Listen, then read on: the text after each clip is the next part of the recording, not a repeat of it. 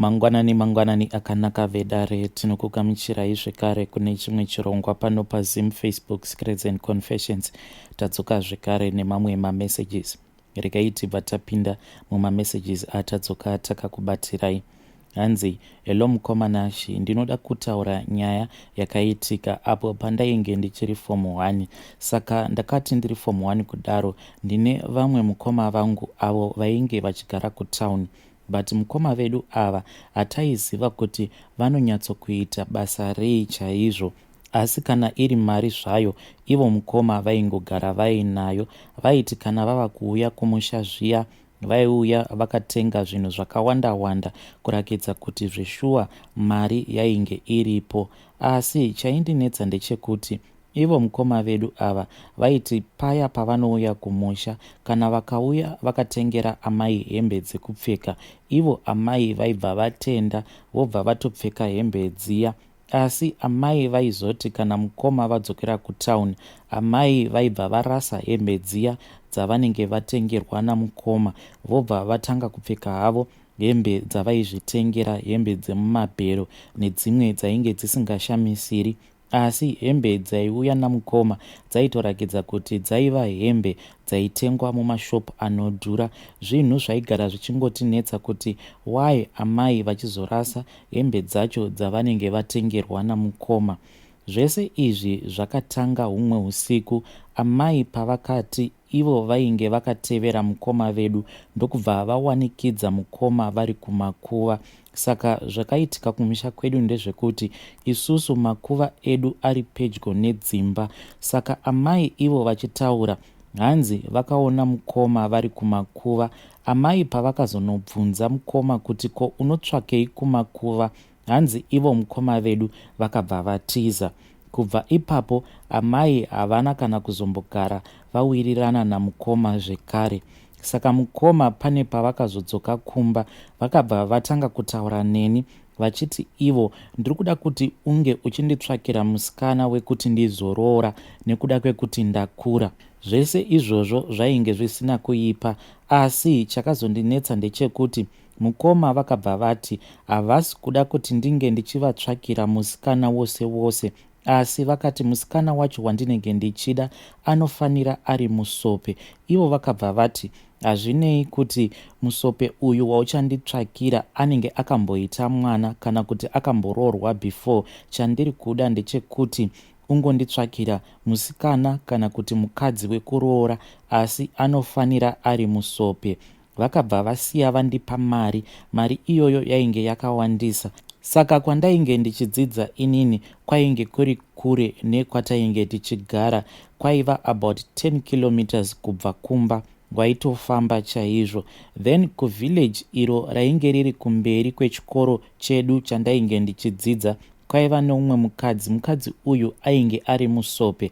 Ainge akambowanikwa ndokubva azodzoka kuzogara pamba pevabereki vake. Saka mukadzi uya ndakabva ndatanga kuwirirana naye sezvo ndaivawo nemari yandainge ndakasirwa namukoma. Ndo imwe yakazokonzeresa kuti ndinge ndichizowirirana nemukadzi iyeye, nekuti pane mazuva andaimboita ndichimutengerawo zvandainge ndichimutengera, kusvika ndazomuudza nezvamukoma vangu. Ndikamuudza kuti ivo mukoma vangu ndo vainge vachindipa mari yose iyi yaaiona ndichimutengera zvose zvaainge achindiudza kuti kumba kwavo hazviko. Saka ndakati ndamuudza nezvamukoma vangu, iye akabva abvuma, kozi ndakamuudza kuti mukoma wangu vainge vari muprocess yekutsvaka mukadzi wekuti vazoroora. Mukoma vakazouya, then mukoma vangu nemukadzi uya vakabva vatanga kudanana. Ivo mukoma pavakadanana nemukadzi uyu vakatosiya vamumitisa, but havana kuzodzoka. Vakazongodzoka mushure mekunge mukadzi uya afa, avigwa. I think kuti ivo mukoma after mukadzi uyu avigwa, ivo mukoma vakazotodzoka 1 year mushure mekunge zvinhu zvose izvi zvaitika. Asi ivo mukoma vaitova nefoni ende shoko rerufu mukoma vakatoudzwa. Asi pavakaudzwa nezvekufa kwemukadzi wavo iyeye, ivo vainge vachingoti ndichauya. Mukoma nashi, mukadzi uyu akatovigirwa mumusha medu nekuda kwekuti akafira mumusha medu. Saka mukoma vainge vakavimbisa kuti vari kuuya nevanhu vefuneral service vainge vachiti ivo vanobhadhara vanhu vedoves. Saka vanhu vakangomirira vachiti mukoma vachauya gumisidzira vanhu vatoona kuti mukadzi uyu ainge afira mumba anokwanisa kuzoshata, ende nguva yekuti ange achizosengwa achiendeswa kumusha kwavo painge pasina zvifambiso zvacho zvekuti mukadzi uyu ange achitakurwa, zvekare nemari painge pasina. Saka mukadzi uyu akazongovigirwa mumusha medu. Chakaitika ndechekuti mukadzi uyu ainge atizira, but akangotizira ivo mukoma vasipo nekuda kwekuti ainge achiti ainge akazvitakura ende ainge akamitiswa namukoma vedu. Amai vakabva vangomupawo imba yekuti ange achigara, iyo imba yaipota ichigarwa namukoma pose pavaiuya kumusha. But mukomanashi chaigara kutinetsa semhuri ndechekuti kunyange zvavo ivo mukoma vairakidza kuti munhu ane mari dzake, but havana kana kumbogara vaita shungu dzekuti vange vachidhevhelopa pamusha. Vaitoti paya pavanenge vauya kumusha vaitopindawo mudzimba idzodzo dzainge dzakangovakwa nemapango, dziya dzimba dzekudhara, ende vaisambova neshungu dzekuti vange vachidhevhelopa pamusha. Saka mukadzi uyu mushure mekunge atizira akabva angorakidzwa imba iyo yainge ingoriwo imba yemapango yaipota ichirarwa namukoma pose pavanenge vauya kumusha, ndo maainge achigara. Mukadzi uyu akazotanga kurwara mukunotaura kwake, but izvi akangozviudza inini chete.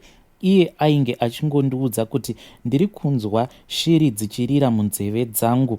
Asati afa akazondidana umwe musi ndokubva atanga kundirondedzera zvose zvavainge vakamboita iye namukoma, nekuti aiti kana akatanga kurwadziwa aingotanga kuzevezera izwi ramukoma vangu. Asati afa akabva ati pane umwe musi waakaudzwa namukoma vangu kuti mangwana vachange vachizodzokera kutauni. Saka ivo mukoma vakabva vamuti handei kupicnic. Munongoziva zviya zvekumamisha zvekuti vanhu vanongoendawo muzvitondo vachinoita rudo rwavo vari muzvitondo izvozvo. Asi vakazoti vava ikoko, iye mukadzi uyu anoti akabva atadza kuziva kuti chii chakazoitika mushure mekunge vawaridza zambia ravo pasi vakagara zvavo vachiinjoya rudo rwavo namukoma. But iye anoti akabva angoita rima kumeso. Iye mukunotaura kwake anoti panguva yacho pazvakaitika zvinhu izvi iye ainge ari kumaperiods, asi akazoona sekunge mukoma vainge varara naye ende havana kuzodzokera kutauni sematauriro avainge vakaita. Vakazongoramba vongorara naye kusvika azobatira pamuviri. Ivo mukoma ndokuzodzokera kwavakazoita kutauni. Asi musi iwowo anoti akazoti ava kumba akabva aona kuti ainge apfekedzwa rimwe penti nyowani rainge rakasiyana neiro raainge abva kumba kwavo akapfeka. Akambozama kubvunza mukoma, but ivo mukoma vakabva vati hapana chavainge vachiziva. Mukomanashi mukadzi uyu akafa ndokubva avigwa mumusha medu sezvandakuudzai. Mukoma vakazouya after 1 year, but vakazongouya huri usiku. Vasvika mumusha kudaro ivo mukoma vakabva vati handei munondirakidza pakavigwa mudzimai wangu. Takabva taenda navo kumakuva. Chakatinetsa ndechekuti ivo mukoma vakabva vatanga kuchema, ende vaichema sekunge mukadzi uyu vainge vatotanga kutoziva kuti ainge afa musi iwowo. But mukoma shoko rerufu vainge vakatoudzwa kudhara.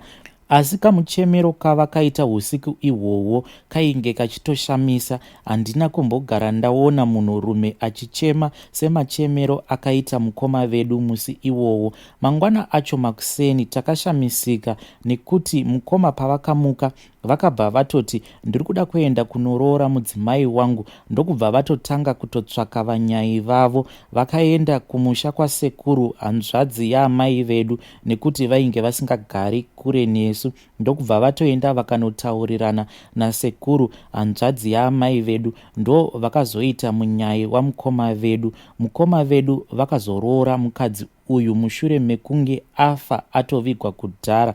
After varoora mukoma vakabva vazodzokera kutauni ndokubva vati zii. Now kana ndichiverenga makore patova ne12 years zvinhu izvi zvaitika. Vedare ndo meseji yandakatumidzirwa nemwanakomana uyu. Zvimwe zvinhu zvacho zvinoshamisa, so zvinenge zvichingoda kungofumurwa.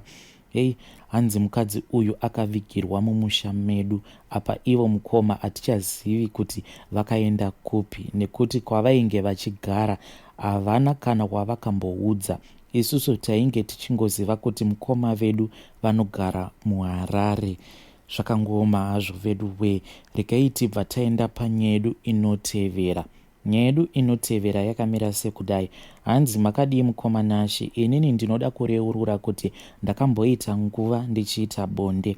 Ndainge ndichiita bonde nemombe dzevanhu mumaraini. Ameno kuti chii chainge chaitika pandiri, kana kuti nditi rainge riri dhimoni rainge rapinda mandiri here, handichatozivi. Kuda ndainge ndagarwa nerimwe shavi. Ameno. Asi zvinhu izvi zvakangotanga one night. Ndakati ndakarara mumba umo mandainge ndivete nemudzimai wangu. Ndakabva ndatanga kurota mumba imomo muchipinda vamwe amai. Amai ava ndinotovaziva nanhasi. Amai ivavo vachiri vapenyu. Amai ivavo vandakarota vachipinda mumba medu vainge vari amai vemuraini medu.